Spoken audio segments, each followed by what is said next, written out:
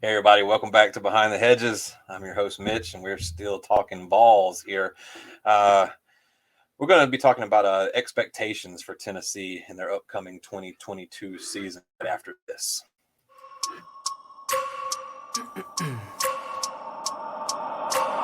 wake up every minute with the fever dreams. I push my mind to a limit where it needs to be. I work blind, got vision I don't need to see. I'm thinking mind over matter, I believe in me. I need to find more hours in the day to breathe. Need to find more power in the way I be. You know what my favorite part is? When he goes, that's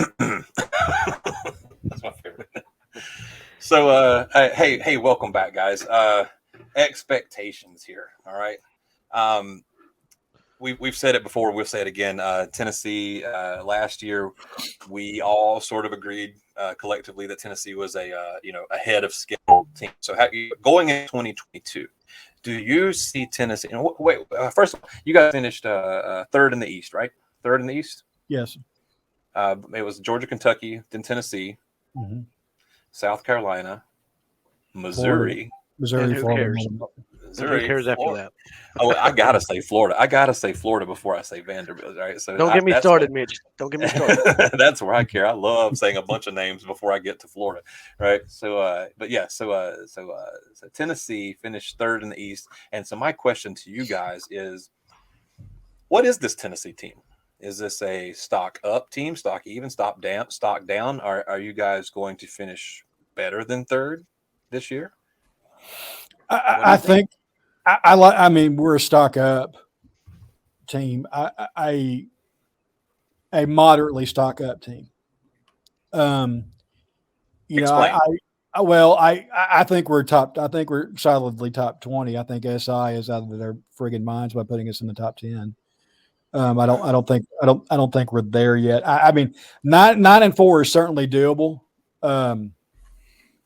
I would expect more of an 8-5 if we flip two games. I mean, we flip two games, we win 9. We win 9. So if we take back Pitt and we get over the hump against Florida, and then repeat what we did last year, that's 9 games right there. Maybe we get lucky and pick up something that we're not going to be favored to get. So I got your schedule. We're going to find out real quick how good this Pitt team is without that kid under center. Pat Nardee's a good coach. I would not be. I mean, they'll be ready to play, but I mean, I would not be surprised to see us be 3-0 when Florida comes to town at the end of September. Yeah. It would not surprise me at all. Well, let me, if you don't mind, I'd like to look at the. First of all, let me turn this off so we can see Dren's beautiful face down there. I want to look at the schedule in a different way, because I 12 games here. I see that Ball State. I see Akron, which used to be Army, right? We won't talk about that. Ball State, no. Akron. I see UT Martin. I see Missouri, and I see Vanderbilt.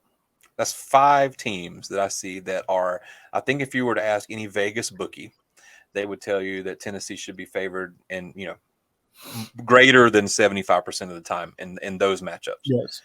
All right. I see on your schedule Alabama here and Georgia down here. All right. Mm-hmm. The 2 teams who played for last year's national championship. I think you would find hardly any bookie give you better than a 25% chance of winning either one of those games. So 5 in the bag wins, 2 in the bag losses. That leaves 5 other games. So let's go through them here. South Carolina, Missouri, Kentucky, LSU, and Florida. No, lies. I counted Missouri. Let's do that again. South Carolina, Kentucky, LSU, Florida, and Pitt.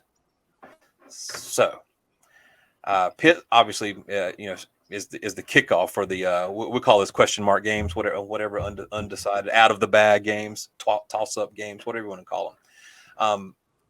Argue with me here. I think that if I think what Tennessee does early in those games, those coin flip games, is going to kind of determine what happens in all of them. Yeah. I was surprised that Tennessee lost to Pitt last year, but then Pitt had a pretty good season. So what was that? Was that I mean, before we met up with Matt Corral, I had said that I thought Kenny Pickett was probably the best quarterback we were going to see all year, and I don't think I was far. I don't think that was a completely out of the realm of sanity statement. Yeah. He's definitely going to be one of the first 2 or 3. I think he's going to be one of the first 2 or 3 quarterbacks taken. I don't think he's going to be. I mean, he'll probably get picked. He'll probably get taken behind Corral, Malik Willis. Yeah, it'll be Corral first. But it'll be Corral first, Malik Willis, and then I think Kenny Pickett. I think Kenny Pickett is going to be a good pro quarterback. Yeah. I wouldn't be surprised if Pittsburgh went ahead and took him to replace Rob. So would you think Pittsburgh then would probably be stocked down from last year? Yeah, I think they're going to be rebuilding a little bit on offense. Well, and they're going to have to find a defense to put up against us. Okay, so given that where the two teams were last year, and Pittsburgh got the win there, if they are stocked down, and you say Tennessee is slightly stocked up, it looks like on paper, at least from where I'm sitting, it looks like a Tennessee win. Yeah, okay. I believe so. I mean, I think it'll be a close game, especially since it's a road game. But yeah, I think we'll win it. So how do you feel about starting off your SEC schedule with Florida? We always start off with our SEC. Almost 30 years we started off with our SEC schedule with Florida. Well, that's not what I'm talking about. I'm talking about how Florida finished next to last in the East last year, but they still got a win against Tennessee. So there's blood. There's blood all over the water. I mean, we're gonna come in that game. Just, I mean, I don't. My fear is to come in that game overhyped. Yeah. So that crowd is going. That crowd is going to be lit, and they're going to be angry.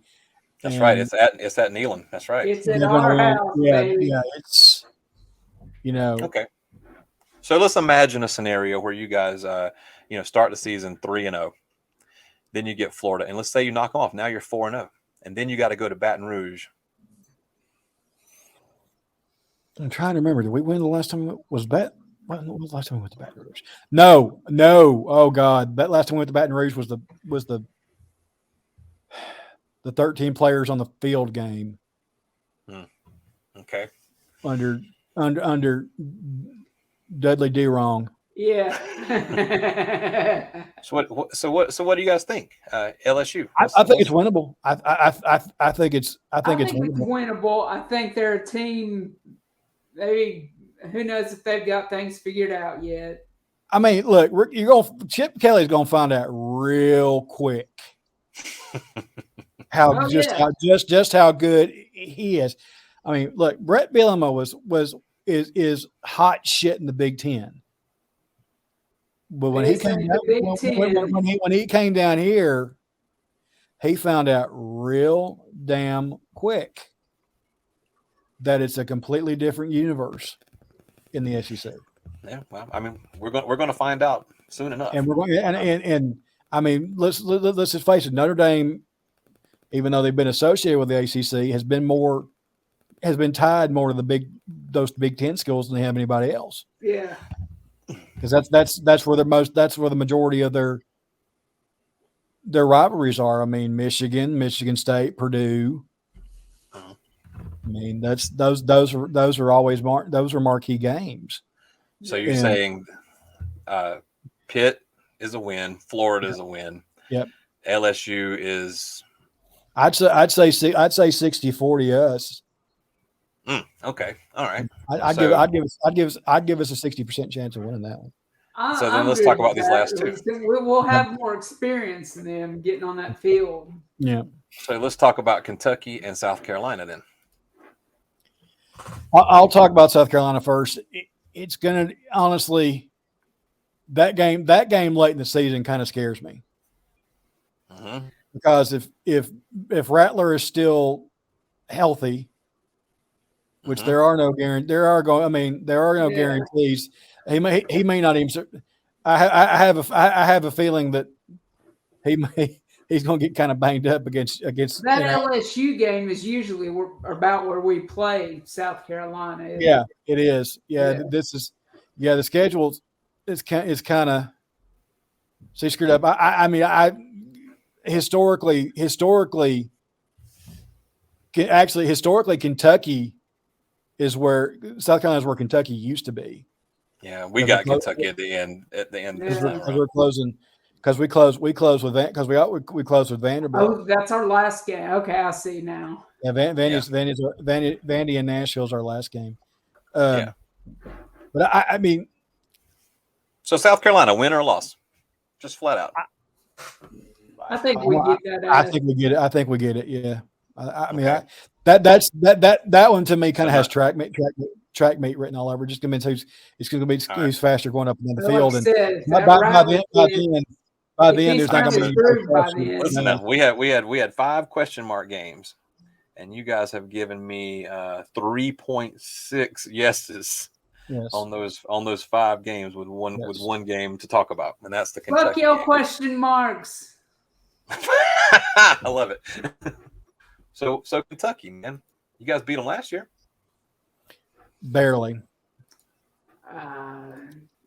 To me, that's the biggest toss-up. Yeah, that's the game. You want to talk about somebody who's going to come in there majorly pissed off at us. Yeah. Mm-hmm. Will Levis got just absolutely. I mean, the refs. I'm not saying the call necessarily cost Kentucky the game, but there was a really, really bad face mask, I think, on Tyler Barron at the end of the game, which was really basically right in front of a ref, and it didn't get called. That would have kept Kentucky's potential game-winning drive going. Yeah. I mean, I think that game was a real confidence builder for us. But if we don't figure out a way to play defense against those guys, yeah, we got to stop the run. We multiple times we had 14 point leads on them, and the defense kept letting them back in the game. It's his senior year, right? They're running back. Levis and Rodriguez are both back next year. And Rodriguez really wasn't much of a factor. We were actually pretty lucky in that in the games where, like, you know, the team's best player. I mean, in particular, I can't remember the kid's name. Wide receiver that Mitch warned us about. In South Carolina, Who said that? Joshua Van. Yeah, Van, and he had I think he had 2 catches that entire game. Mm-hmm. Yeah, he didn't do anything. And who was the running back for Missouri? Tyler Beatty. Yeah, Tyler Beatty. Beatty did not have a good game. Rodriguez did not necessarily particularly have a great game against us. He wasn't bad. I mean, the one player that really just I completely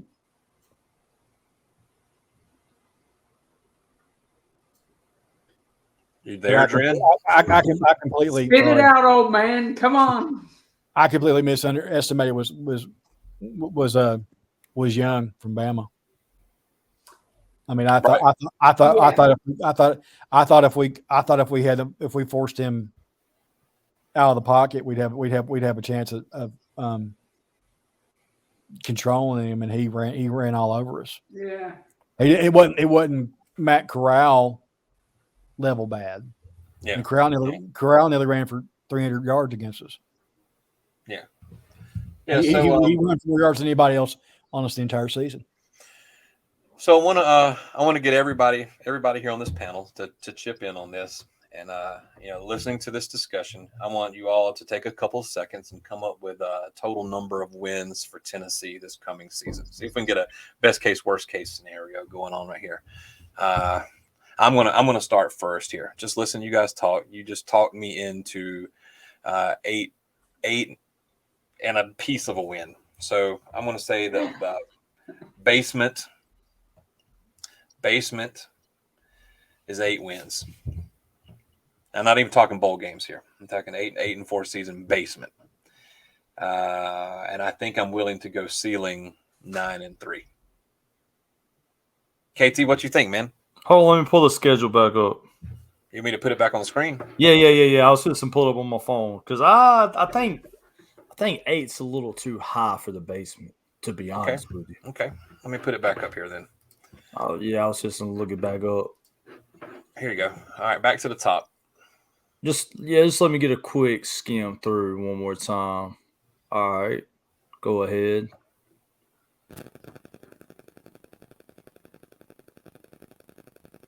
I will say this: that Florida, LSU, Alabama stretch is a heck of a stretch.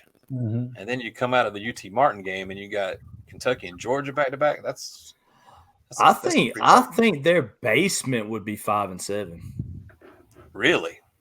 Yeah, they could slip up and lose to a Kentucky, to a South Carolina, to a Georgia, to a Bama, to a Florida, to an LSU. Well, okay, fair enough. That was that. When I said that you got five wins in the bag and 2 losses in the bag. Yeah, if all your other question mark games don't fall, like that's what I'm saying. I'm just saying, in my opinion. I mean, Tennessee had a really good season last year, but you don't ever know, man. Florida may come back out and be decent again, but I do think their ceiling would be 9-3.